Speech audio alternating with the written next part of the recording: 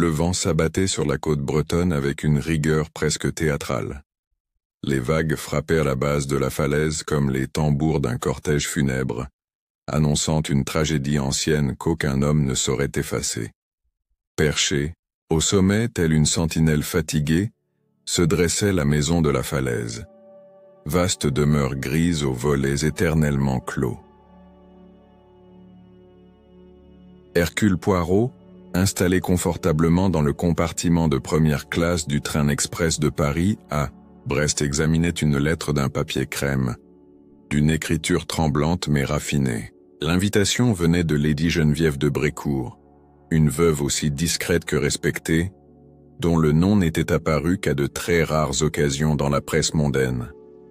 Le contenu, quoique évasif, éveillait la curiosité du détective belge. « Venez, je vous en prie. Un crime plane comme une ombre sur notre maison. » Il ne s'agissait pas d'un appel aux secours ordinaires. Non, non. Cette missive avait le parfum de l'urgence masquée par une élégance polie. Poirot, en expert du drame humain, savait reconnaître ces subtiles dissonances dans les mots choisis. Et lorsque les mots vacillent, c'est que la vérité tremble à son tour. La voiture, envoyée par Lady de Brécourt, attendait Poirot à la gare de Quimper. Le chauffeur, un homme maigre au regard vitreux, se présenta sous le nom de Marcel. Sans prononcer une parole de plus que le strict nécessaire, il conduisit Poirot à travers les routes sinueuses, bordées de forêts sombres et d'étangs stagnants. La brume semblait se lever avec leur avancée, comme pour leur interdire l'accès à un lieu trop chargé de secrets. Lorsque la maison de la falaise apparut enfin, Poirot sentit un léger frisson courir le long de sa nuque. Ce n'était point le froid, il s'agissait de cette sensation que seul un esprit exercé à la déduction ressent, celle d'entrer dans une scène dont les éléments ont été soigneusement disposés par une main invisible. Une maison trop silencieuse, des ombres trop longues, un silence pesant, presque cérémonial. Lady Geneviève l'accueillit au seuil de la demeure. Haute, voûtée, drapée dans une robe d'un noir sobre, elle lui tendit la main avec la gravité d'une reine en exil. Ses yeux, d'un bleu pâle, semblaient en chercher dans ceux de Poirot une assurance qu'elle n'osait formuler. « Monsieur Poirot, vous êtes venu. Je ne sais s'il est trop tard. » Le vestibule était orné de portraits austères et de tapisseries fanées. L'odeur de cire, de poussière et de renfermé s'y mêlait comme les notes d'un vieux concerto. Poirot, attentif à chaque détail, nota l'usure irrégulière du tapis, les cadres légèrement inclinés, les fleurs fanées dans le vase de porcelaine, une maison où le temps avait cessé de suivre son cours naturel. « Puis-je savoir, madame, ce qui vous pousse à évoquer un crime avant même qu'il ne soit commis ?» demanda Poirot en déposant son chapeau. Lady Geneviève l'invita à la bibliothèque, où un feu hésitant tentait de raviver une chaleur oubliée. Elle s'assit avec lenteur et pendant un instant, sembla écouter les craquements de la demeure, comme si celle-ci allait répondre à sa place. « Monsieur Poirot, dit-elle enfin. Un homme est venu ici il y a 3 semaines. Depuis son départ, quelque chose a changé.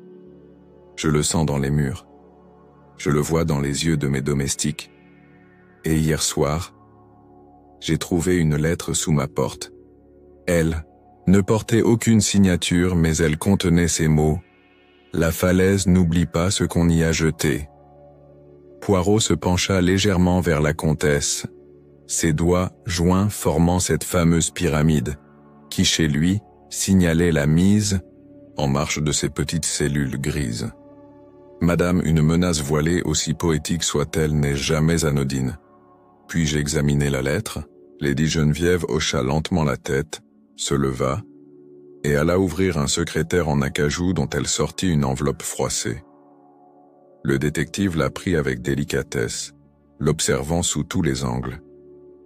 L'écriture, à l'encre noire, était penchée, ferme, presque calligraphiée. Une main masculine sans aucun doute. Le papier, légèrement jauni, portait un léger parfum de lavande. Poirot fronça les sourcils. « Cette odeur, madame, elle vous est familière? Elle répondit à voix basse. C'était le parfum de mon défunt mari. Cette révélation fit l'effet d'un gong dans l'esprit méthodique du détective. Ainsi la lettre évoque un souvenir très personnel. Ce n'est pas une menace anonyme, c'est un message destiné uniquement à vous troubler, madame. Elle baissa les yeux, comme accablée. Je ne comprends pas, monsieur Poirot. Cela fait 8 ans que mon mari s'est éteint. Pourquoi maintenant? Pourquoi revenir sur des choses que le silence avait recouvertes? La pièce s'assombrit légèrement. Une nuée grise masquant le soleil derrière les vitraux. Poirot se leva, fit quelques pas dans la pièce et observa les lieux comme s'il cherchait les échos d'un passé enfoui. Il s'arrêta devant un tableau représentant un jeune homme aux cheveux sombres. « Qui est-ce » demanda-t-il. Lady Geneviève hésita. « Mon fils, Armand. Il a disparu en mer il y a 5 ans. Son corps n'a jamais été retrouvé. » Le silence qui suivit fut épais, presque tangible. Poirot, toujours debout, reprit avec calme. « Madame, votre mari décédé, votre fils disparu. Voilà des fantômes bien lourds pour une seule maison. Et vous parlez de l'arrivée d'un homme il y a 3 semaines? Qui était-il » Elle répondit. « Un certain monsieur Albin Renaud, un antiquaire prétendant s'intéresser à notre collection d'objets anciens. » Monsieur Renaud, et que vous a-t-il demandé exactement? Lady Geneviève haussa les épaules. Il s'est montré courtois mais insistant. Il voulait acheter un médaillon ayant appartenu à mon mari, un bijou sans grande valeur apparente. J'ai refusé, bien entendu. Mais depuis son départ, l'air même de cette maison semble avoir changé. Poirot hocha lentement la tête. Il n'y a pas de coïncidence, madame, seulement des connexions que les hommes trop pressés omettent de voir. Permettez-moi de passer la nuit ici.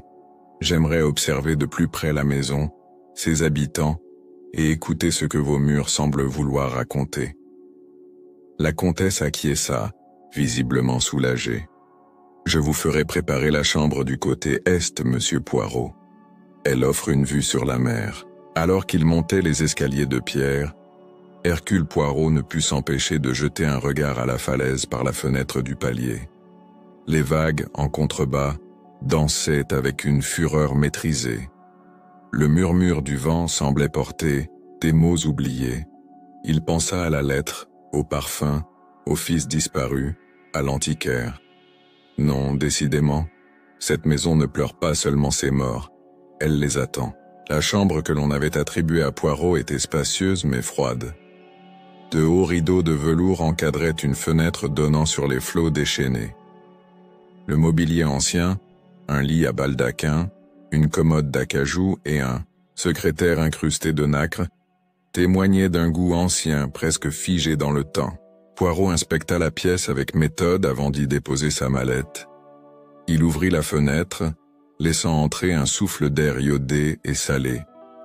La falaise, là en contrebas, se découpait dans l'obscurité croissante, menaçante comme un précipice de secret.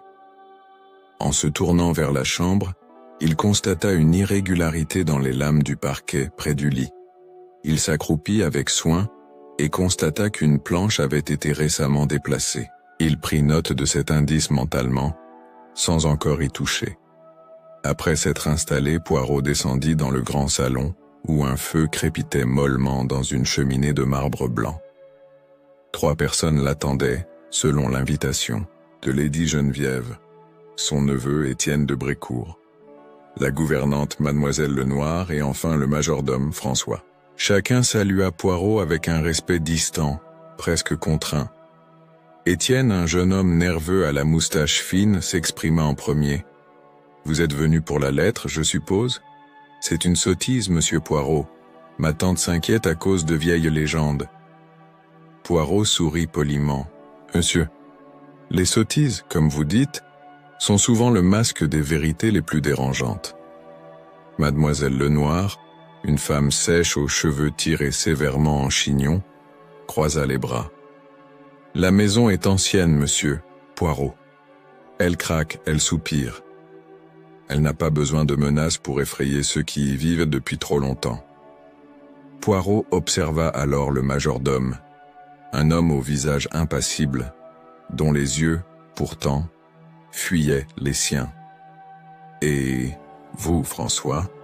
demanda Poirot. « Avez-vous vu ou entendu quoi que ce soit d'inhabituel depuis l'arrivée de Monsieur Renaud ?» Le majordome répondit sans ciller. « Rien que je puisse qualifier d'étrange, monsieur, mais je dirais que certaines portes s'ouvrent sans qu'on les touche, et que des pas résonnent, parfois, sans que personne ne marche. » Cette déclaration, livrée avec calme, frappa Poirot. Il savait combien les esprits logent dans les détails. Il fixa longuement François. « Les pas, mon ami, ne sont jamais innocents. Ils révèlent toujours l'intention de celui qui avance, fût-il visible ou non. » Le majordome inclina simplement la tête, sans un mot de plus. Le repas fut servi dans une salle à manger d'un autre siècle. Le silence régna presque totalement, troublé uniquement par le tintement des couverts et le murmure lointain des vagues. Poirot observait chacun de ses hôtes, analysant leurs gestes, leurs regards, les silences qu'ils entretenaient avec plus de soin que leurs paroles. Quelque chose, assurément, rongeait cette maison. Lorsque Poirot regagna sa chambre, la lune baignait la falaise d'une lumière blafarde. Il se posta à la fenêtre, songeur. Une maison où les souvenirs rôdent comme des spectres. Oui, mes amis, ce n'est point une simple demeure, c'est un théâtre. Et la pièce n'a pas encore commencé.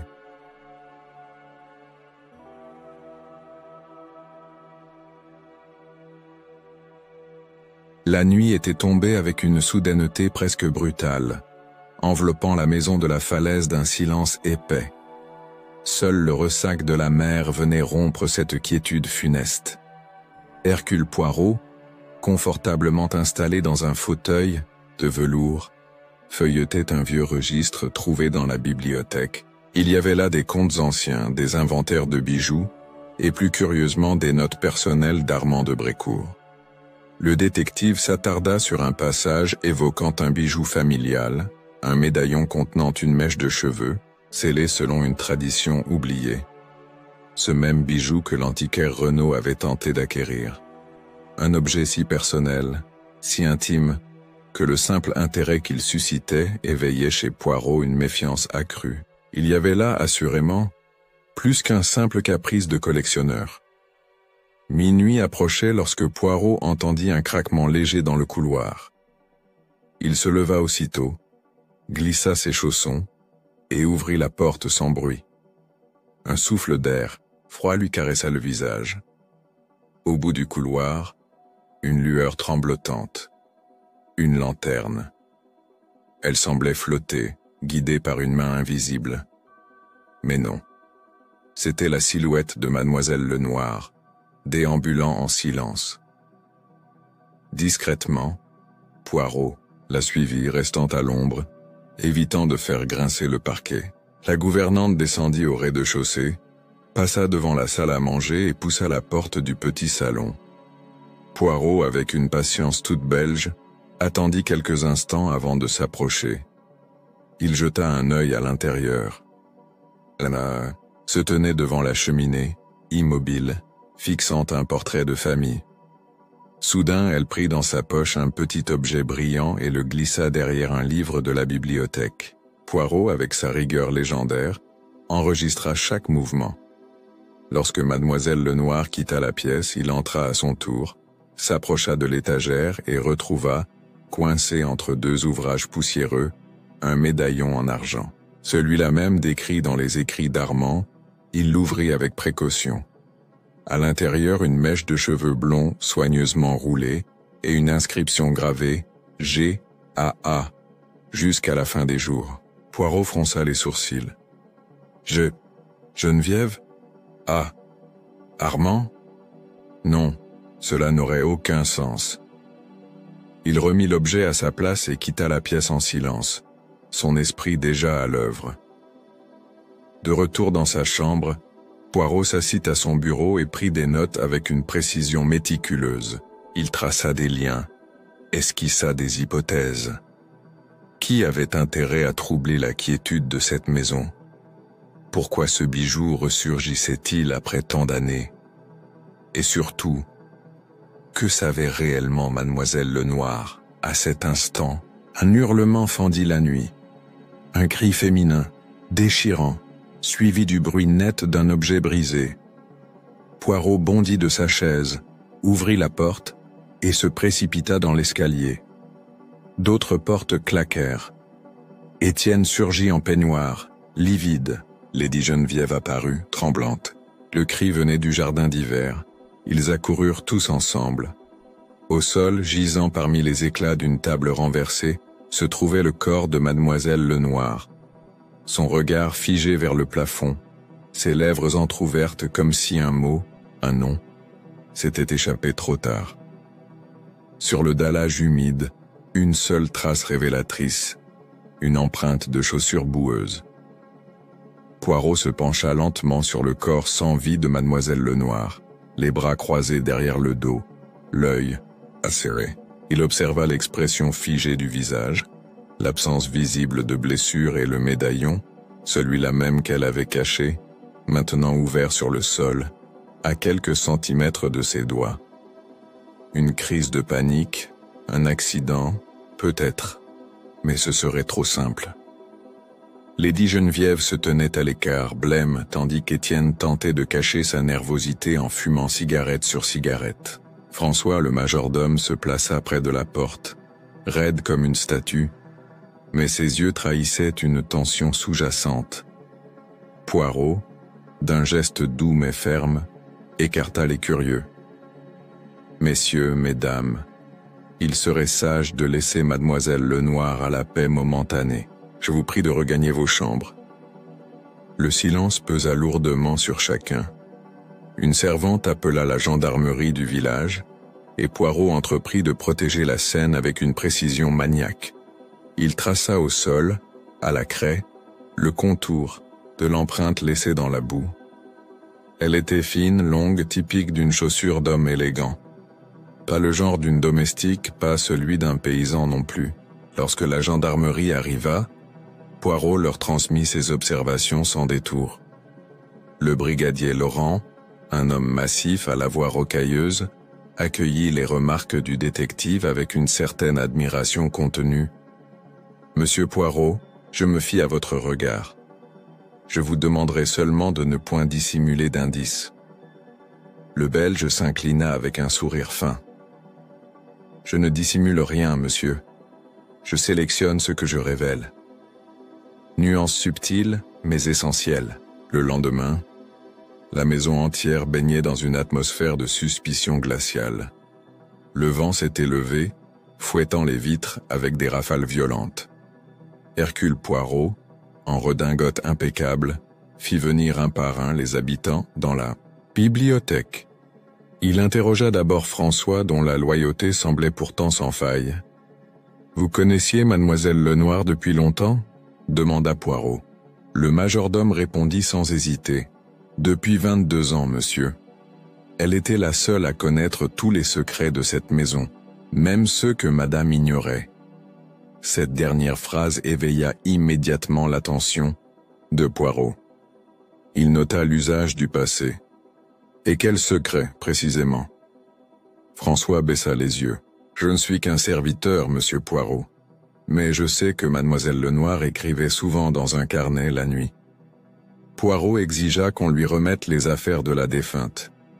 Dans sa chambre sobre, il trouva une petite clé, dissimulée dans un ourlet de robe.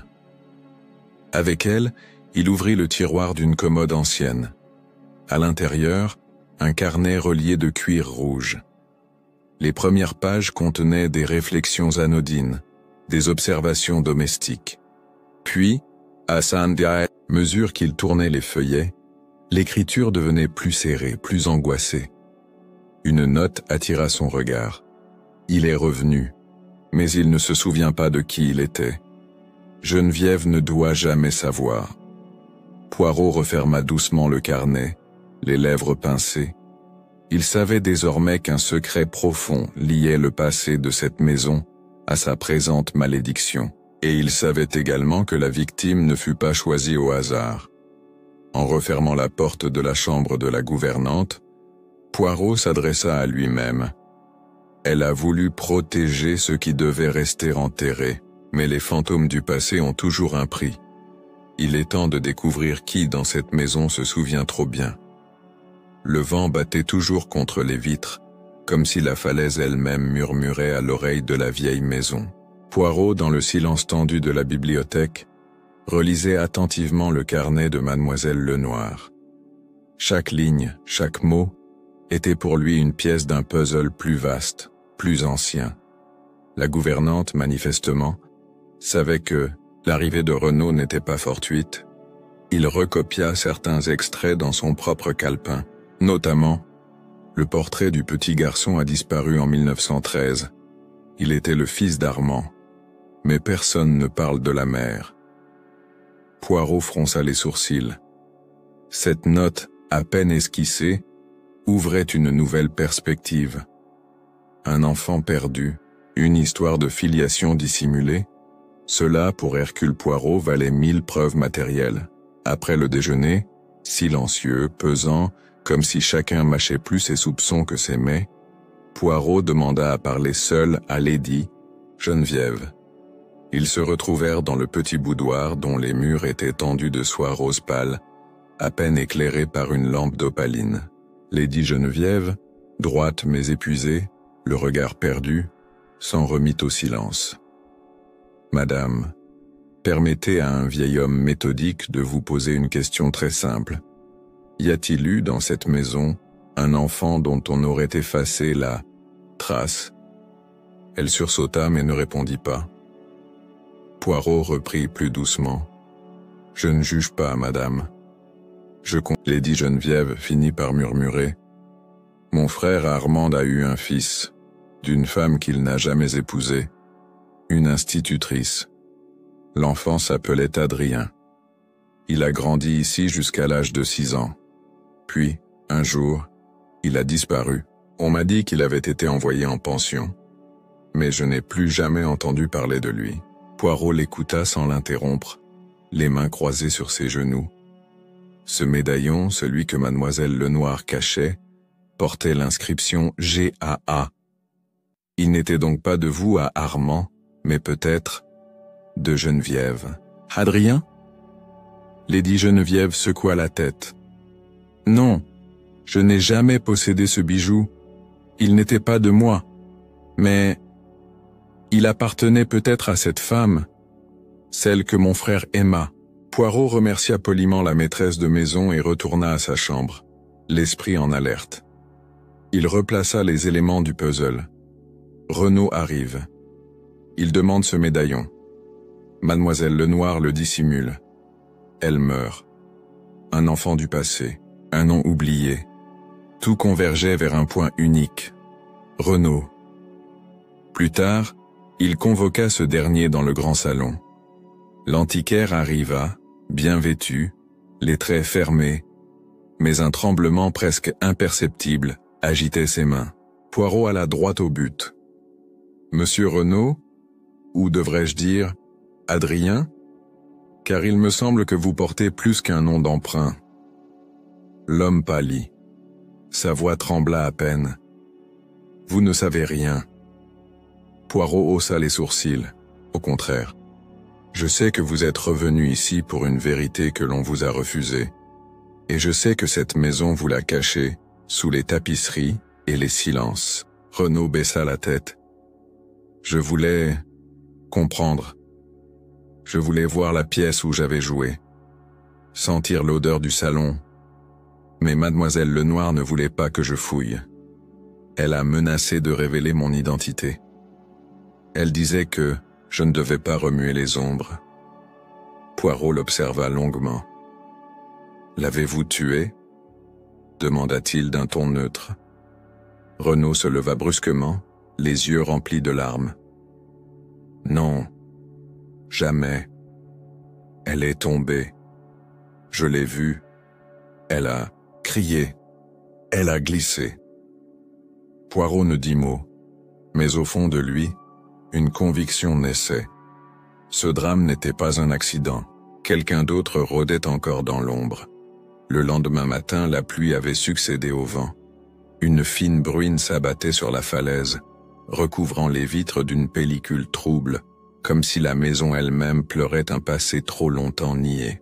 Poirot, en parfait contraste avec la grisaille extérieure, descendit impeccablement vêtu, son foulard soigneusement noué, et une lueur déterminée dans les yeux. Il demanda à visiter les combles. Lady Geneviève, réticente, finit par céder, accompagnant Poirot et le brigadier Laurent dans l'escalier grinçant. Là-haut, parmi les meubles recouverts de draps et les cartons oubliés, une vieille armoire attira l'attention du détective. Elle était verrouillée, mais François, toujours efficace, en retrouva la clé. À l'intérieur, plusieurs toiles poussiéreuses reposaient contre la paroi. Poirot les examina une à une jusqu'à tomber sur un petit tableau au cadre ébréché, un enfant blond, au regard profond posé sur un fauteuil d'époque. « Adrien », murmura Lady Geneviève, le souffle coupé. « Je l'avais oublié. Il avait ce regard, n'est-ce pas? Comme s'il voyait au-delà des choses. » Poirot fit soigneusement descendre le tableau dans le salon. Là, il le plaça, sur le manteau de la cheminée, visible de tous. Lorsqu'Étienne entra dans la pièce quelques instants plus tard, sa réaction fut immédiate. Il blêmit, puis tourna les talons sans un mot. Poirot le suivit calmement. « Vous le reconnaissez, n'est-ce pas? Vous saviez qu'il était revenu, et cela vous dérange. »« Pourquoi, monsieur Étienne ?» Le jeune homme se braqua. « Ce n'est pas mon affaire. Je suis le fils du notaire. J'ai hérité de la charge de mon père. Ce portrait n'aurait jamais dû sortir de l'oubli. » Poirot s'approcha implacable. « Vous mentez. Ce portrait est un rappel. Non d'un héritage, mais d'un crime. Que savez-vous du départ d'Adrien ?» Plus tard, seul avec François dans la cuisine, Poirot poursuivit son investigation. Le majordome s'exprima à voix basse. « Le petit Adrien a vu quelque chose, monsieur. Un soir, en 1913, une dispute, une chute. L'enfant hurlait. Madame Geneviève l'a fait taire, pas par méchanceté, par peur. Depuis, le garçon n'a plus jamais parlé. Il a perdu la parole ? » Poirot plissa les yeux. Ou a-t-il simplement choisi de ne plus jamais révéler ce qu'il avait vu ? François hocha lentement la tête. « Mademoiselle, le noir a été la seule à savoir. Elle a protégé l'enfant. Puis on l'a envoyé à l'orphelinat avec un faux nom. Elle seule connaissait la vérité. » Poirot passa le reste de l'après-midi à inspecter le bureau d'Armand. Derrière une planche disjointe, il découvrit un carnet de lettres, soigneusement classé. Une correspondance entre Armand et une certaine Claire M., institutrice à Lyon. Il lut « Notre fils grandit, Armand. Mais ton silence m'épuise. Il a besoin de toi, de savoir qui il est. » Lorsque Poirot confronta Renaud ce soir-là, il ne dit mot. Il tendit simplement le portrait. Renaud s'en saisit, et des larmes coulèrent. Je n'avais que cette image en mémoire. Un fauteuil, une tapisserie verte, et cette odeur de cire ancienne. Maintenant, tout revient. Poirot posa une main sur son épaule.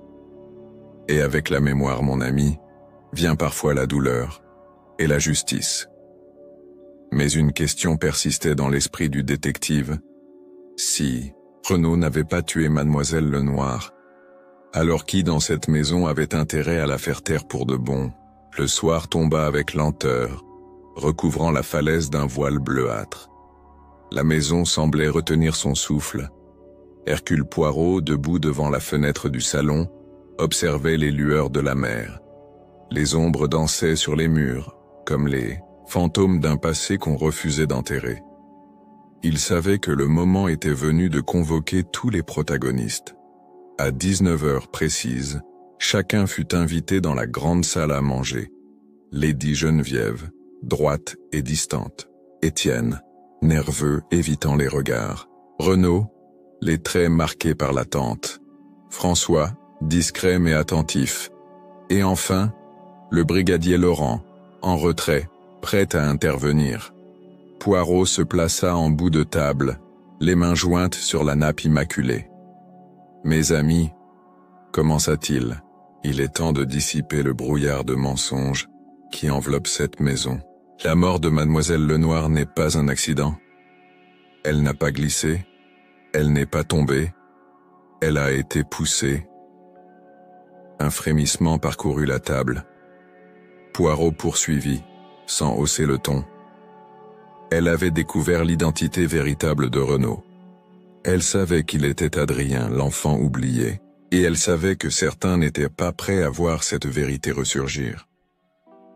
Poirot tourna lentement son regard vers Étienne.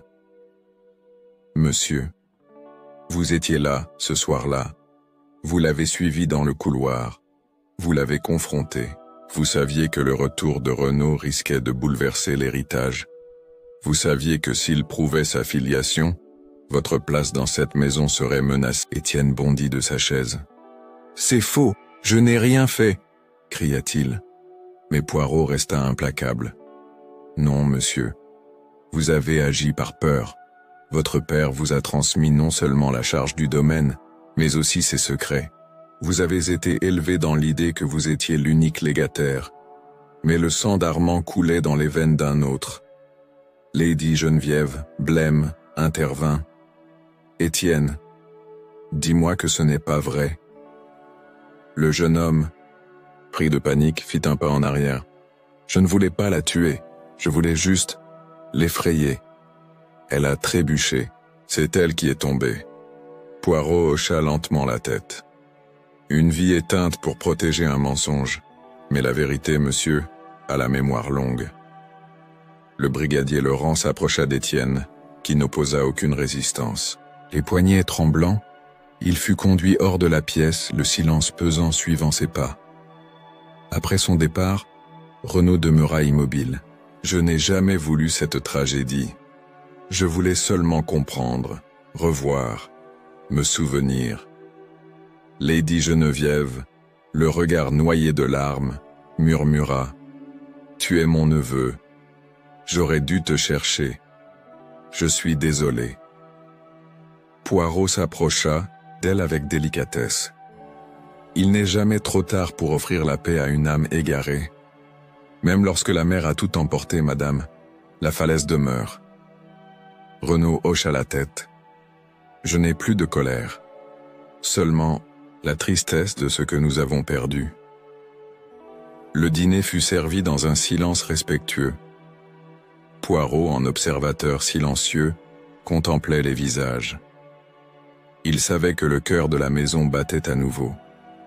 Non plus dans le mensonge, mais dans la mémoire. Et pourtant, une dernière pièce manquait au tableau. Une lettre, une ombre, un silence plus profond encore que celui de la falaise. Car la vérité, il le savait, n'est jamais une ligne droite. Elle est un labyrinthe. Le matin suivant l'arrestation d'Étienne, un calme pesant s'était abattu sur la maison. Le vent, curieusement apaisé, faisait à peine frémir les volets. Poirot, seul dans la bibliothèque, relisait le carnet retrouvé dans le bureau d'Armand. Chaque mot, chaque virgule semblait désormais chargé d'une gravité nouvelle. Pourtant, une phrase revenait sans cesse dans son esprit. « Il ne faut jamais ouvrir la chambre scellée. » Cette mention, mystérieuse, n'était apparue que dans une seule lettre datée d'août 1913. Poirot interrogea François, qui pâlit en entendant l'expression. « La chambre scellée, monsieur, scellait l'Est. Fermée depuis la mort de Madame Élise, la sœur d'Armand. Nul n'y entre depuis plus de 30 ans. Sur ordre du détective, la porte fut déverrouillée. Une clé, retrouvée dans la pendule du salon, avait été oubliée depuis des décennies. » Accompagné de Renaud et de François, Poirot pénétra dans la pièce. La poussière recouvrait chaque meuble, mais un détail frappa immédiatement son regard. Un secrétaire, renversé, et sous celui-ci une dalle légèrement fissurée. Avec l'aide de François, ils déplacèrent le meuble. Poirot s'agenouilla, observa la dalle, puis fit levier avec son canne. Un compartiment s'ouvrit lentement, libérant une odeur âcre de papier ancien. À l'intérieur, un coffret. Il contenait des lettres, des bijoux et un journal intime, celui d'Élise de Margnac. Les pages racontaient une autre version de l'histoire. Élise avait été amoureuse d'Armand, son propre frère par alliance. Leur liaison interdite, dissimulée au sein de la maison, avait donné naissance à un enfant, Adrien. Craignant le scandale, Geneviève, alors jeune et ambitieuse, avait convaincu Armand d'abandonner l'enfant sous un nom d'emprunt. Élise, accablée, s'était retirée dans cette aile, où elle vécut recluse jusqu'à sa mort mystérieuse, déclarée une crise de nerfs suivie d'une chute. Ce n'est donc pas Geneviève, mais Élise qui était la mère d'Adrien, murmura Renaud, les mains tremblantes sur le journal. Poirot acquiesça. Et Geneviève a fait tout son possible pour effacer cette vérité, pour préserver l'honneur. Le détective fit réunir tout le monde dans le grand salon une dernière fois. Il déposa le coffret sur la table. Mes amis, voici le dernier acte d'un drame familial. Une tragédie née du silence, de la honte et de l'orgueil. Adrien n'est pas simplement l'héritier du domaine. Il est le fils d'un amour interdit. Geneviève, en entendant ces mots, se leva lentement. J'ai tenté d'éteindre cette vérité, je l'ai enfouie. Mais elle revient toujours. Vous avez raison, monsieur Poirot. J'ai privé un enfant de sa mère, une sœur de son fils, et moi-même de la paix. Renaud regardait autour de lui, comme s'il redécouvrait chaque recoin de la maison. Et maintenant ? Demanda-t-il d'une voix posée. Poirot répondit doucement. Maintenant vous êtes libre d'écrire votre propre histoire, monsieur Renaud. La vérité, si douloureuse soit-elle, vous rend enfin votre nom. La nuit tomba sur la falaise, mais la maison, allégée de ses secrets, semblait respirer à nouveau. Pour la première fois depuis longtemps, elle ne chuchotait plus de plaintes entre ses murs. Elle dormait. Continuèrent de passer, de discuter dans le café local, de vivre comme si rien n'avait changé. Pourtant, pour ceux qui avaient vécu dans l'ombre des secrets, tout était désormais différent. Poirot, comme toujours, resta l'observateur discret de ce qui se passait. Il avait observé chaque mouvement, chaque parole, mais savait qu'il était maintenant temps de se retirer. Il avait rétabli la vérité, et la maison n'était plus un lieu d'ombre. Mais avant de quitter la falaise, il se rendit une dernière fois dans le jardin, où Renaud, maintenant maître des lieux, le rejoignit. Le jeune homme était plus serein qu'il ne l'avait jamais été.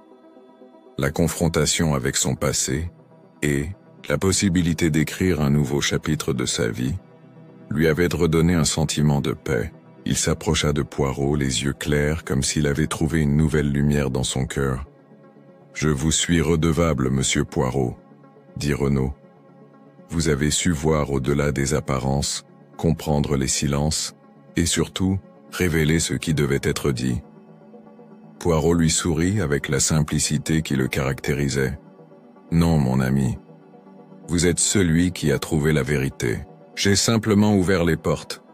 Mais c'est à vous de décider de ce que vous en ferez. » Renaud hocha la tête. « Je vais honorer la mémoire de ma mère, de ma tante, et de tous ceux qui ont souffert en silence. Il est temps de redonner à cette maison son nom et son histoire. » Poirot se tourna vers l'horizon où les premières lueurs de l'aube commençaient à poindre, offrant un éclat doré sur la mer calme. Le soleil se lève sur ce qui était autrefois un mystère. La vérité, quand elle éclaire l'obscurité, chasse les ombres. Vous êtes libre, Renaud. Libéré du poids du passé. Le silence s'installa un instant entre eux, puis Poirot se tourna vers le sentier qui menait à la sortie de la propriété. « Et maintenant, dit-il doucement, il est temps pour moi de partir. Mes affaires à la maison de la falaise sont terminées. » Renaud le regarda s'éloigner, se sentant à la fois plus léger et plus riche de cette expérience. Poirot, lui, se perdit dans ses pensées. Parfois, la vérité est un lourd fardeau. Parfois, elle est une libération. Mais quoi qu'il en soit, elle exige toujours d'être cherchée. Le détective, fidèle à son habitude, prit un dernier regard sur la maison qui, désormais, ne dissimulait plus aucun secret. Puis il tourna les talons, ses pas résonnant sur le pavé. La falaise, les murs de la maison, les souvenirs, tout cela est